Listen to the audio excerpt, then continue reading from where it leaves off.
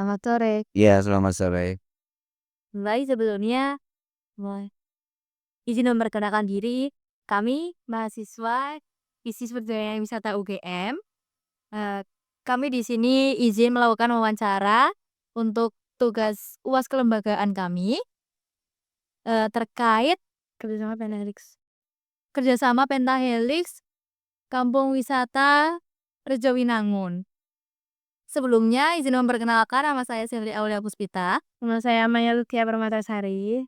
Nama saya Muhammad David Sadrianegro. Baik, mari kita mulai aja ya Bapak. Untuk pertanyaan yang pertama, bisa ceritakan secara singkat tentang destinasi wisata dan daya tarik dari kampung wisata di sini Bapak? Baik, terima kasih. Saya Dadik Ramanto selaku Ketua Darwis Rejowinangun yang baik beberapa destinasi wisata, yaitu di kampung wisata juga. Ya, di kampung wisata ini juga Rejowinangun berdasarkan klaster. Jadi kampung wisata ini berdasarkan atau berbasiskan klaster. Yang pertama adalah klaster budaya, yang kedua klaster kerajinan, yang ketiga klaster herbal, yang keempat klaster kuliner, dan yang kelima adalah klaster agro. Kemudian beberapa destinasi yang ada di sini juga antara lain kita ada kelompok wanita tani yang mengelola satu kawasan agro, kemudian ada kelompok wanita tani juga yang mengelola lorong sayur gembira yang berada di sebelah timur Gembira Loka, seperti itu.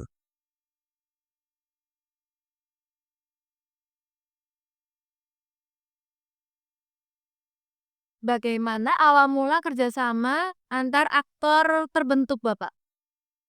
Jadi eh, di sini awal mulanya adalah memang kita ngobrol-ngobrol secara non formal, jadi tidak dalam satu forum, tapi non formal. Yang ketiga juga ada unsur pemerintah, ada unsur tokoh masyarakat, dan juga unsur lembaga-lembaga yang ada di pemerintahan Kelurahan Rejowinangun. Nah, kemudian terbentuklah satu kawasan namanya kawasan agro yang di situ dulu dimulai dengan adanya edaran dari Lurah Rejowinangun pada waktu itu, Retna Ningtyas SSTB waktu itu. Dia memberikan satu edaran untuk menanam setiap rumah itu 5 tanaman sayur atau buah. Nah, akhirnya berkembang jadi kawasan agro. Kemudian menyusullah klaster-klaster yang lain yang terbentuk, yang memang tidak secara bersamaan, tapi bertahap gitu. Oh. Apakah awalnya ada MOU gitu Bapak? Antara pemerintah daerah dengan universitas? Jadi setelah berkembang itu semua belajar berdasarkan yang ada pada saat itu. Dan setelah kita terbentuk menjadi satu kampung wisata, memang ada MOU atau kerjasama baik dengan kampus atau universitas atau yang dapat dikatakan juga lembaga swasta seperti itu. MOU berdasarkan dengan eh, program pendampingan dari universitas atau kampus-kampus tersebut. Apakah ada MOU antara pengelola destinasi dengan travel agent untuk paket wisatanya Bapak?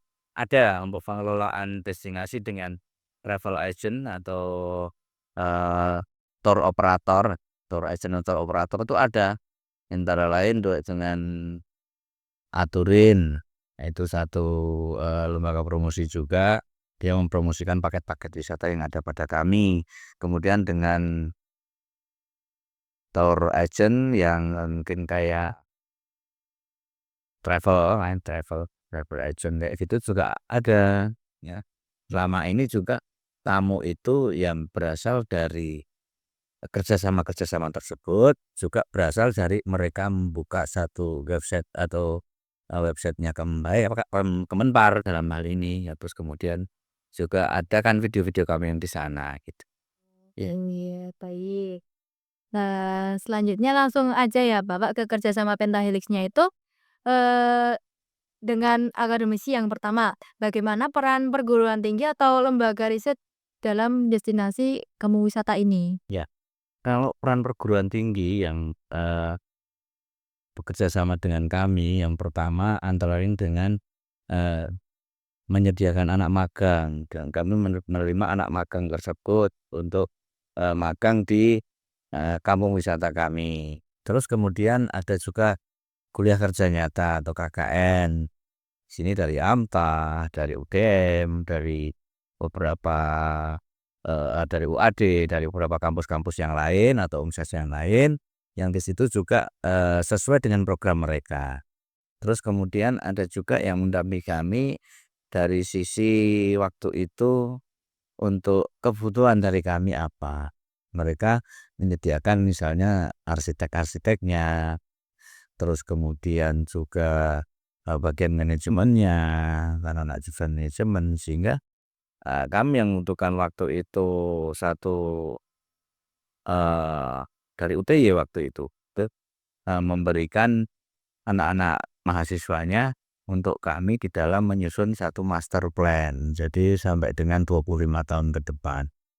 Itu salah satunya. Apakah ada program pelatihan atau penelitian atau magang yang pernah berjalan Bapak seperti, yang topik yang paling sering diteliti itu apa? Ya, yang pertama adalah kalau yang anak-anak magang tersebut dari sisi kelembagaan, kelembagaan dari kampung wisata itu sendiri. Kemudian pemberdayaan masyarakatnya. Terus kemudian program magang yang rata-rata ya kalau seperti Polres Samarinda sama Poltekpar Makassar itu selama 6 bulan mereka terjun sama kami sehingga bisa mendampingi kami, dan bisa belajar di sini itu dari sisi dari nol sampai dengan nanti pada saat penyusunan, penyusunan paket wisata sampai dengan nanti adanya penjualan paket wisata, kemudian pada saat menerima tamu. Jadi kalau selama 6 bulan itu kan komplit. Dari benar-benar dari seperti apa sih dulunya, dari awalnya seperti apa, pemberdayaan masyarakatnya seperti apa. Nah, kenapa di perkotaan kok bisa laku dijual pariwisatanya, tuh seperti itu. Apakah hasil penelitian tadi itu bermanfaat dalam pengelolaan destinasi? Simbiosis mutualisme, jadi dua-duanya bermanfaat ya, baik untuk anak-anak magangnya atau orang, apa sebenarnya anak-anak mahasiswa yang, melakukan penelitian di sini. Jadi mereka mendapatkan ilmu, mendapatkan yang dia inginkan dalam menyusun penelitian untuk skripsi biasanya. Bahkan ada yang S2 juga penelitian di sini, itu ada manfaatnya. Nah, di samping itu juga kami, eee, me mendapatkan manfaat dari sisi, program. Misalnya program itu cocok di sini, ya kami pakai. Terus kemudian misalnya juga dari sisi desain, kami pakai. Dari sisi mereka anak-anak muda sekarang kan membuat konten, ya kita pakai. Nah, sementara mereka benar-benar menggali apa yang ada di Rejo Winaon ini, gitu. Jadi tetap ada saling menguntungkan di situ. Eee, Pernah ada inovasi atau ide baru yang lahir nggak Bapak dari kerjasama dari kampus-kampus itu? Eee, Lahir secara apa namanya, mereka sendiri yang mencetuskan memang belum pernah ada. Cuman misalnya kami punya ide seperti ini untuk dibangun bersama, terus kemudian mendapatkan satu inovasi, ada. Contohnya misalnya dari sisi pengolahan jamu. Dari pengolahan jamu, tadinya cuman cair, kemudian ada permintaan wisatawan, terus ada ide mahasiswa misalnya yang kalau yang bikin ekstrak itu bagaimana, akhirnya kita terapkan bagaimana sih caranya bikin ekstrak dari teman-teman pengusaha jamu itu. Nah, situ ada. Terus kemudian sisi promosi ide yang dari ini sekarang dikejarkan di Instagram, misalnya lagi Instagram, nanti kita buatkan kontennya. Nah, itu kan ide juga dari mereka, dari anak mahasiswa baik secara magang, KKN maupun, mereka yang melakukan penelitian di sini, gitu. Iya. Baik, selanjutnya untuk, eee, kerjasama dengan bisnis atau swasta itu sejauh mana peran pelaku bisnis seperti hotel, restoran, travel agent, dan UMKM dalam mendukung destinasi ini? Kalau yang pertama ya UMKM, memang UMKM ini di sini merupakan aset, aset kami. Karena apa yang kita, eee, jual di dalam paket wisata itu melibatkan UMKM. Antara lain misalnya, eee, kita branding sebagai kampung wisata edukasi. Sehingga kita edukasi, membuat kulit, membuat kerajinan kulit. Masih bersama dengan UMKM perajin kulit. Saya edukasi membuat belangkon, otomatis kita kerjasama baik dengan ya, pengrajin membuat belangkon, juga termasuk jamu, pembuatan jamu. Itu kan, wisatawan kadang-kadang kan pengen, membuat, tahu caranya membuat jamu bahkan pelatihan, itu untuk UMKM. Kemudian untuk swasta lainnya seperti hotel misalnya. Kita didampingi juga dari sisi pengelolaan homestay-nya. Bahkan kita punya kerjasama atau MOU yang terakhir ini dengan Wyndham Garden Hotel di Jalan Pelangsen. Dia, eee, sudah ada nota kesepakatan, di situ, menyampaikan apa sih yang dibutuhkan, apa sih yang, bisa mereka bantu untuk kampung wisata ini, gitu. Terus kemudian lembaga tour agent, tour operator ya seperti yang tak sampaikan tadi, dari sisi penjualan paket wisata, terus kemudian, membawa tamu mereka ke sini gitu. Itu rata-rata kan baik dari luar Jogja maupun luar pulau, rata-rata pakai tour agent Oh, iya. gitu. Kalau dari restorannya Bapak? Kalau dari restoran, sebenarnya kalau untuk restoran yang besar di Rejo Inaon kan tidak ada. Tapi juga misalnya makan, kita menggunakan produk dari klaster kuliner itu. Di sana juga ada bakmi Jawa Mbah Gito, yang juga restoran juga. Dan kemudian ada kita biasanya kerjasama dengan, kampung wisata yang lain, dalam hal ini adalah paket terintegrasi. Setelah jalan-jalan di sini, menginap di sini paginya, jalan-jalan, kemudian di daerah kampung wisata lain, misalnya di Purbayan atau di Brenggan, nah di Purbayan dilihat heritage-nya, kemudian di Brenggan nanti makannya di sana, di Sekar Daton. Jadi ada tiga tiga kampung wisata yang berkolaborasi untuk kerjasama dalam paket wisata itu. Hmm. Iya.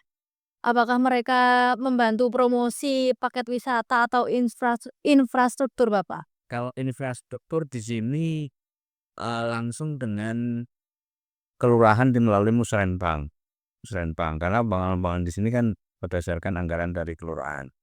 Nah, kalau infrastruktur, kalau saya paket wisata ya otomatis mereka mempromosikan di situ ya kan, eee, pihak-pihak swasta dalam hal ini tour agent juga, mereka menampilkan menunya kan ada, misalnya aturin, oh menunya ada termasuk Rejo Winangun tuh ada ini, ada paket wisata ini, promo itu setelah itu menghubungi dan mereka memesan lewat aturin misalnya. Langsung kemudian disampaikan ke Rejo bahwa mau ada tamu sekian nih, terus harganya sekian sesuai dengan paket, itu seperti itu. Baik, bisa beri contoh kemitraan yang berhasil dengan pihak swasta, Bapak? Kalau kemitraan yang kami lakukan dengan pihak-pihak swasta, itu rata-rata, dipromosi ya yang paling berhasil ya, promosi itu. Karena mereka otomatis kalau kami itu di dalam menjalankan kegiatan pariwisata, itu promo itu kan penting. Nah, terus kemudian kalau yang dengan hotel, ya homestay dari sisi bagaimana sih standar kamar yang digunakan untuk homestay, terus kemudian seperti apa, sehingga mereka melakukan pendampingan dan pelatihan. Terus kemudian misalnya BRI itu, melakukan pendampingan dari sisi pengelolaan keuangan, pengelolaan keuangan di situ. Mungkin seperti itu yang contohnya. Eee, apa dampak nyata dari kerjasama itu terhadap jumlah pengunjung, Bapak? Otomatis jumlah pengguna akan meningkat. Jadi gini aja, secara secara bodoh aja, kami promosi sendiri. tidak dibantu oleh yang lain, mungkin hasilnya 50 orang misalnya. Nah, kalau dengan ada bantuan pasti tambahan toh, 50 plus tambahan pengunjung yang dari mereka. Contohnya saja kemarin ada tour yang bawa 120 orang ke sini, terus kemudian ada juga tour yang membawa yang mereka biasanya dengan luar Jawa dari Kalimantan. Dulu pernah membawa 130 orang ke sini, ibu-ibu PKK, bahkan ibu wali kota waktu itu bawa ke sini juga bersama dengan rombongan. Nah, kemudian ada kunjungan berulang lagi, jadi tetap meningkat kalau kita di dalam kerjasama dengan mereka. Selanjutnya dari, tentang komunitas, bagaimana masyarakat lokal itu dilibatkan dalam pengelolaan destinasinya? Misalnya, apakah awalnya ada Pak Darwis gitu, habis itu langsung kayak diajak semua masyarakatnya gitu, atau terus habis itu masyarakatnya terlibat dalam penyediaan atraksi budayanya juga atau enggak? Sama, gimana cara masyarakat itu ikut andil dalam mengambil keputusan para pengelola gitu? Oke. Dari awalnya pembentukan Pak Darwis kita sudah melibatkan masyarakat. Jadi dari unsur pemerintah, unsur lembaga-lembaga yang ada di kelurahan, pemerintahan kelurahan, kemudian tokoh-tokoh masyarakat kita libatkan sebagai perwakilan dari masyarakat dari pembentukannya. Setelah berjalan, otomatis mereka kita libatkan di dalam pengelolaan pariwisata. Juga perjalanannya pariwisata ini juga atas andil mereka juga, karena mereka kan mempunyai UMKM, kemudian kegiatan-kegiatan budaya punya, ada sanggar, kemudian ada kelompok-kelompok kesenian, misalnya ada gejop lesung, ada hadroh, ada dalang cilik, ada pelatihan gamelan, nulia gamelan di situ. Nah, dalam berjalannya pariwisata ini kita membutuhkan mereka, dan apa yang kita jual di paket wisata termasuk mereka juga. Terus kemudian peran serta masyarakat di sini sangat dominan. Kami nggak bisa berbuat apa-apa selaku pengelola pariwisata tanpa adanya masyarakat, gitu. Selanjutnya langsung, eee, apakah dari masyarakat terlibat itu adakah kayak program pemberdayaan ekonomi kayak pelatihan untuk UMKM atau homestay-nya sendiri? Ya, ada. Jadi untuk program pendampingan dan pelatihan itu selalu ada, baik melalui program dari pemerintah dalam hal ini Dinas Pariwisata. Dan mereka ada pendampingan pengelolaan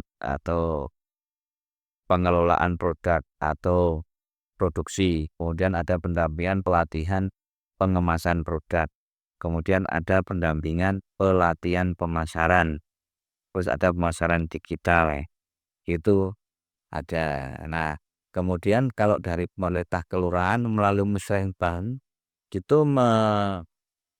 menganggarkan dalam 1 tahun itu berapa kali pelatihan pendampingan misalnya untuk klaster kuliner, yaitu bagaimana cara itu pengelolaan kuliner yang bagus, kemudian higienis gitu. Terus kemudian di dalam pendampingan pelatihan kerajinan gitu. Ya biasanya juga setelah itu ada peralatan yang didapat, misalnya kalau kerajinan ya udang jengjaib, ada utalase untuk apa namanya, Menaruh balkon. display itu. Terus kemudian ada pelatihan budaya juga, sanggar-sanggar itu yang dampingi juga dari Bunas misalnya. Seperti itu ya kira-kira. Selanjutnya untuk dukungan yang diberikan pemerintah selain program pelatihan tadi, itu, apakah ada kayak kebijakan atau infrastruktur seperti jalan, toilet gitu, dan anggaran yang diberikan kepada Rejowinangun? Kalau anggaran secara keuangan tidak ada, karena biasanya memang untuk kegiatan kepariwisataan itu dukungan pemerintah dalam satu program, di samping program-program pelatihan tadi juga usulan-usulan musrenbang yang terkait dengan infrastruktur kayak jalan, terus kemudian kayak ini didukung. Jadi nanti kalau wisatawan lewat sini, bersepeda sini itu tidak, ya mereka merasa nyaman, tidak apa namanya, tidak terganggu dengan jalan-jalan itu. Kemudian bahkan ada penutupan parit pembuatan jalan itu dengan parit itu diganti dengan model model Yudit misalnya. Jadi tidak cuma gorong-gorong yang pecah gampang pecah, tapi model Yudit, model eh, pracetak-pracetak itu sehingga kuat. Kemudian di atasnya dikasih jalan. Situ juga bisa mengedukasi baik sisi masyarakat maupun wisatawan bahwa ini dulunya seperti ini, storytelling-nya seperti ini. Jadi dulu ini kumuh, sekarang bersih. Itu kan dukungan pemerintah juga. Itu Mbak Vincent Bangkal. Tapi pengelola pariwisata, kamu wisata regional tidak memegang sendiri untuk membuat infrastruktur sendiri. Itu uluran tangan dari pemerintah. Kalau untuk proses perizinan atau regulasinya sendiri, misalnya Arjuwenongun ingin menambah bangunan gitu, apakah dimudahkan atau ada hambatannya gitu?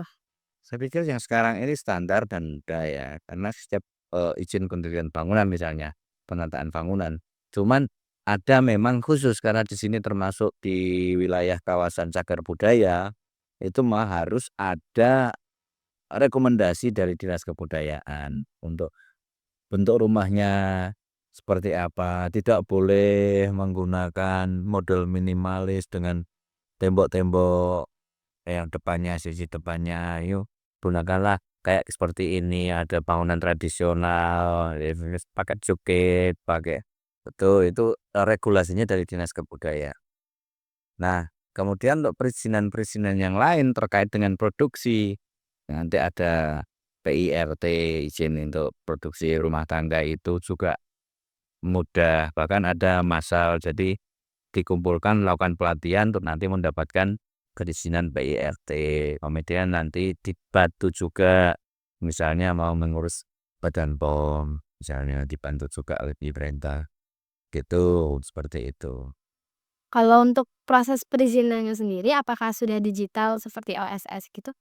Sudah digital. Jadi input kemudian mendapatkan akun, ya, mendapatkan akun, kemudian eh, nanti sistemnya digital. Jadi kita dapat akun sama nanti email ya. Nah, nanti lewat email itu prosesnya sampai di mana. Itu bisa kita pantau. Sekarang dari peran media, kalau dari media atau influencer sendiri dalam promosinya, apakah Rejoinangan ini pernah diliput oleh TV atau koran atau portal wisata gitu? Nah, kalau sisi media yang sewinangan ini sudah banyak yang meliput. Jadi kalau media promo ya, udah yang meliput. Ada CNN di sana, apa namanya di Indonesia aja itu kan ada itu acara itu CNN. Terus kemudian ada DAI TV Taiwan gitu. TV Taiwan itu juga sempat meliput ke sini eh, tentang kegiatan kampung wisata Rejowinangun. Terus kemudian Antv itu ada, terus kemudian TVRI juga sudah, Jogja TV juga sudah, bahkan saya sempat sebagai narasumber di Jogja TV waktu itu tentang bagaimana eh, membuat suasana kampung wisata Rejowinangun ini menjadi tren dan in waktu itu awal-awalnya. Terus kemudian media sosial yang lain juga ada, termasuk juga websitenya kementerian, websitenya Dinas Pariwisata Kota, websitenya Dinas Pariwisata DIY itu dengan eh, apa namanya Wak Jogja itu seperti itu. Terus kemudian ada yang menggunakan juga media-media promo yang lain seperti Instagram, di Facebook. Kan kalau yang tadi kan yang diliput, apakah ada kayak emang Bapak tuh kerjasama sama influencer atau media gitu untuk mempromosikan Rejoinangun ini? Ada. Jadi pernah pernah kita menggunakan influencer untuk mengangkat promosi dari pariwisata Rejowinangun ini. Itu kan bahkan promo waktu itu kita kerjasama. Jadi kita tidak bayar influencernya. Yang bayar adalah tour agent atau operator. Jadi mengangkat satu orang sebagai influencer terus itu. Terus kemudian mereka juga mempromosikan dari sisi apa ya, dari sisi dia kan sudah ada viewernya berapa berapa lah, ini benar-benar ngangkat. Juga dengan Gembira Lokazo waktu itu juga jadi terangkat juga. Itu juga memberikan exposure. Kalau strategi promosi yang paling efektif sejauh ini, terus juga apakah strategi promosi itu fokusnya ke media sosial atau waktu ada pameran-pameran gitu Kampung Wisata Rejowinangun ikut? Nih, ini begini, kalau untuk strategi promosi ya, sebenarnya kami kami ini bukan menginginkan ya, yang terjadi sekarang itu kebanyakan memang strategi dari mouth to mouth atau dari mulut ke mulut itu. Jadi orang yang sudah pernah ke sini dia akan cerita ke temannya akan cerita ke temannya lagi. Itu akan lebih jitu. Namun juga kita dukung yang orang yang awal itu lihat dari mana? Instagram, Instagram kami gitu. Terus kemudian dari media-media promo yang dikeluarkan oleh, apa namanya, lembaga-lembaga yang terkenal. Ya kayak TV tadi otomatis ya, oh saya malah melihat TV ternyata Rejoinan, mereka mencari di situ. Mereka mencari di Jadesta, selain selain desa wisata itu, melihat nomor Grand Rejoinan mereka menghubungi. Dan, "Dari mana dapatnya?" "Oh dari Instagram." "Oh dari ini." Selanjutnya kalau untuk struktur kelembagaan tadi ini ya Pak, Pak Darwis gitu atau gimana? Ya, jadi menurut Pergub nomor 40 tahun 2020 itu kan, di situ mengatur Pok Darwis, mengatur desa wisata juga. Nah, kelembagaan di sini dengan Pok Darwis dibentuk, oleh masyarakat. Ini ada satu Pok Darwis. Nah, nanti di Pok Darwis ini akan membentuk satu destinasi atau mengelola yang sudah ada, destinasi yang sudah ada. Nah, termasuk juga di situ Kampung Wisata Rejowinangun.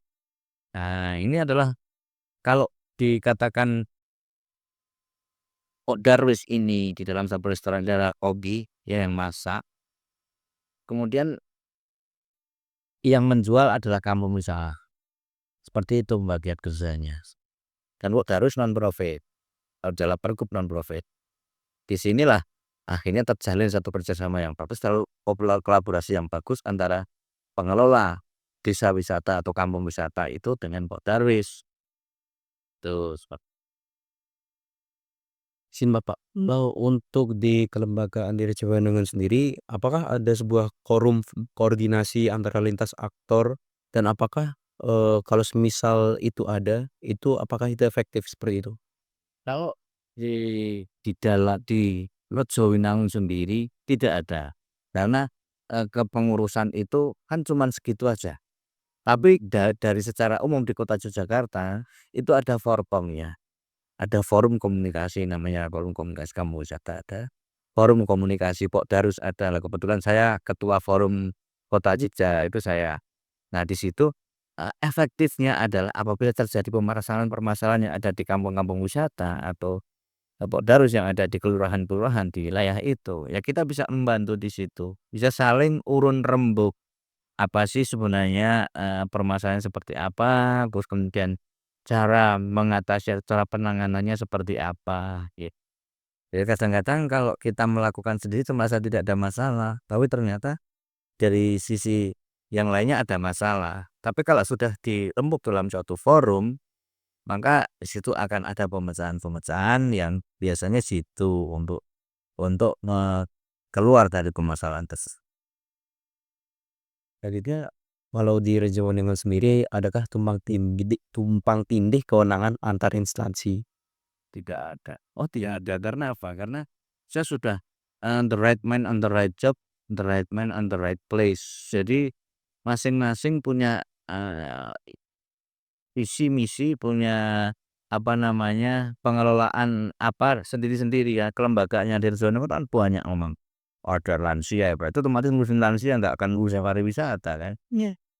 Ada lembaga namanya PKK, otomatis dia akan ngurusin PKK di sini. Termasuk juga untuk pariwisata itu urusannya kampung wisata ataupun Darwis. Tuh. Oh, ada pembagian yang bagus kalau sih. Di Rejowinangun sendiri untuk kondisi SDM pengelolanya bagaimana Bapak sejauh ini? Kondisi SDM pengelolanya sejauh ini. SDM ini kan terus terang jadi salah satu permasalahan utama di setiap lembaga itu adalah SDM. Nah, SDM ini memang yang kita rekrut adalah yang mau, mampu, dan ada waktu yang penting itu loh. Nah, kalau sisi SDM memang tidak banyak yang selalu siap, namun bisa bergiliran. Jadi misalnya saat ini ada kunjungan nih, oh yang bisa 5 orang nggak apa-apa, besok mungkin bergantian gitu ya. Karena kan mereka, punya pekerjaan pokok, tidak bekerja hanya di sekampung wisata, tapi mereka punya pekerjaan pokok yang nanti mungkin bisa izin, bisa apa, untuk ada kegiatan pariwisata gitu. Nah, memang kita di dalam, eee, pengelolaan SDM ini harus benar-benar aktif karena siapa, untuk apa, dan berbuat apa gitu harus kita benar-benar data itu. Nah, saya mampunya sebagai pimpinan, saya mampunya sebagai produksi, dia mampunya sebagai pemasaran. Gitu teman-teman harus berembuk di situ. Selanjutnya saya akan bertanya tentang, keuangan di Rejuvenangun. Nah, untuk mekanisme pengelolaan keuangan di Rejuvenangun itu bagaimana ya, Bapak? Nah, jadi mekanisme pengelolaan keuangan di Rejowinangun dalam dana bank kesehatan memang ada sih struktur ketua, sekretaris, bendahara, YKSP, ini bendahara. Ada bendahara satu dan bendahara 2. Nah, keuangan besar biasanya dipegang oleh bendahara satu, dan keuangan yang untuk operasional harian itu biasanya dipegang oleh bendahara 2. Nah, di sini, kami melakukan transparansi untuk kegiatan-kegiatan ini, untuk transparansi keuangan.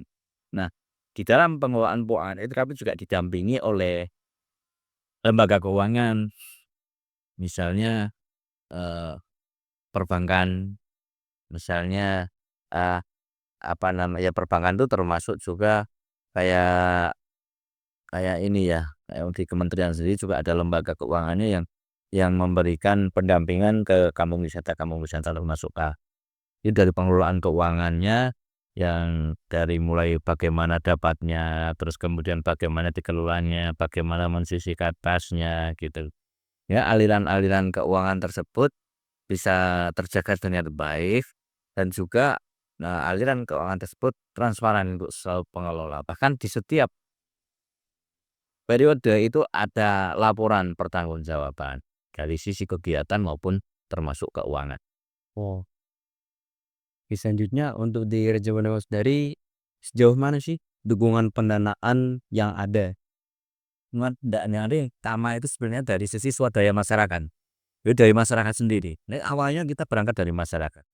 Swadaya masyarakat yang tinggi, kemudian ada pengelolaan, terkoordinasikan. Nah, kalau lagi ada tambahan misalnya dalam hal ini, misalnya kita mendapatkan hadiah lomba, misalnya dia kita dapat juga dukungan yang belum lama di tahun 2023 itu kan dukungan pengembangan usaha parekraf dari Kementerian, eee, Pariwisata dan Ekonomi Kreatif. Waktu itu belum bisa ya, di Deputi Industri dan Investasi. Termasuk seperti, di sini ada kereta wisata itu DPUP itu, 2 usaha parekraf, kemudian ada sepeda, dan ada kita bantukan ke, UMKM. Misalnya kalau, oh ini penjahit, ya berarti ya kita kasih mesin jahit, terus kemudian ada jamu, ya kita kasih blender dan lain sebagainya. Iya. Mungkin sekian wawancara dari kami. Kami mohon maaf apabila, telah, mengganggu Bapak, dan apabila ada salah kata atau ada kata-kata yang kurang berkenan, kami mohon maaf. Sekian dan terima kasih. Iya, sama-sama, ya. Saya juga seperti itu, selaku pembalap juga seperti itu. Mudah-mudahan apa yang saya sampaikan ini bermanfaat, baik dari sisi kami selaku pengelola pariwisata maupun adik-adik mahasiswa semua.